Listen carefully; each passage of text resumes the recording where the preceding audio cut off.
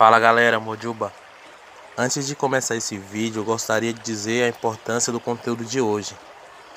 Saudar o dia que se inicia é algo extremamente importante. É algo que você vai gastar ali 30 segundos, 1 minuto do seu tempo, e isso vai te beneficiar muito. Saudar o dia e ao Deus que está regendo aquele dia é pedir por um dia abençoado, um dia irê.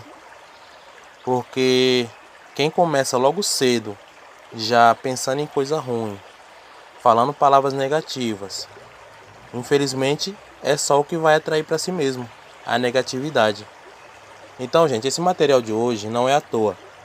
Esse Oriki, juntamente com a Dura, que é a evocação mais a reza, são palavras poderosíssimas que nos auxiliam a ter um dia positivo, tá bom? Que o Orixá nos abençoe imensamente. Ireu.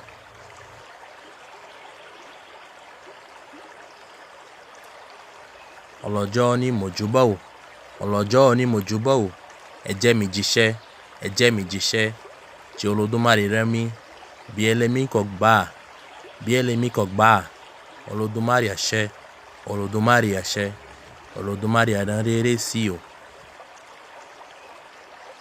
Eu saúdo o Senhor desse dia, eu saúdo o Senhor desse dia, deixe-me cumprir a missão, deixe-me cumprir a missão, da qual Deus me encarregou. Se o Senhor da existência não impedir, se o Senhor da existência não impedir, Olódùmarè nos dê aprovação, Olódùmarè nos dê aprovação. Possa Olódùmarè mandar suas bênçãos para o nosso trabalho.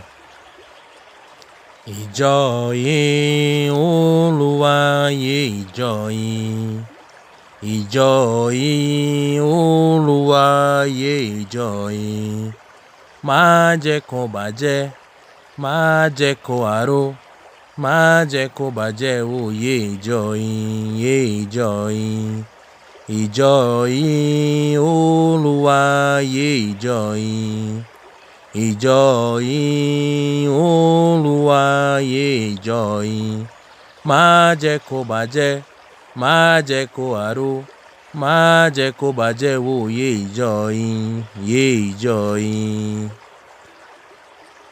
Persistente Senhor do dia e da vida, persistente Senhor do dia e da vida, não me permita aprender a corromper, não me permita aprender tristezas, não me permita aprender a corromper-me, Senhor do dia e da vida, Senhor do dia e da vida.